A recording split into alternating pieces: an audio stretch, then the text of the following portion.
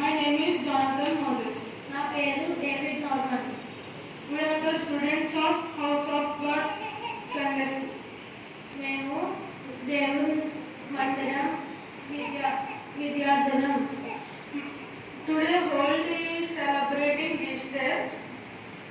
ఈ రోజు ప్రపంచం అంతా ఈస్టర్ సెలబ్రేట్ చేసుకుంటున్నారు. On this holy day we are going to share few words on how Father sacrificed his only Son for us and how Son has bared all our sins on cross. ఈ పరిశుద్ధ దినమున మేము తండ్రి అయిన దేవుడు తన ఏకైక కుమారుని మన కొరకు ఎలా అర్పించెనో, ఆ ప్రియ కుమారుడు మన పాపములను సిలువపై ఎలా భరించెనో చూద్దాం. Isaiah 53rd chapter. యెషయా గ్రంథము 53వ అధ్యాయము. He was hated and rejected by the people. అతడు తృణీకరింపబడిన వాడు, ఆయన మనుషుల వలన విసర్జింపబడెను. He had much pain and suffering. People would not even look at him. He was hated and we didn't even notice him.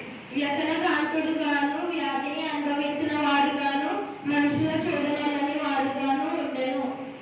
But he took our sufferings on him and felt our pain for us. నిశ్చయంగా ఆయన మన రోగములను భరించెను, మన వ్యసనములను వహించెను. We saw his suffering. We thought God was punishing him. ఆయనను మొత్తబడిన వాడుగాను, దేవుని వలన బాధింపబడిన వాడుగాను, శ్రమ పొందిన వాడుగాను మనము అతని ఎంచితిమి. But he was wounded for the wrong things we did. He was crushed for the evil things we did. మన అతిక్రమలను బట్టి గాయపడెను, మన దోషములను బట్టి నలగబడెను.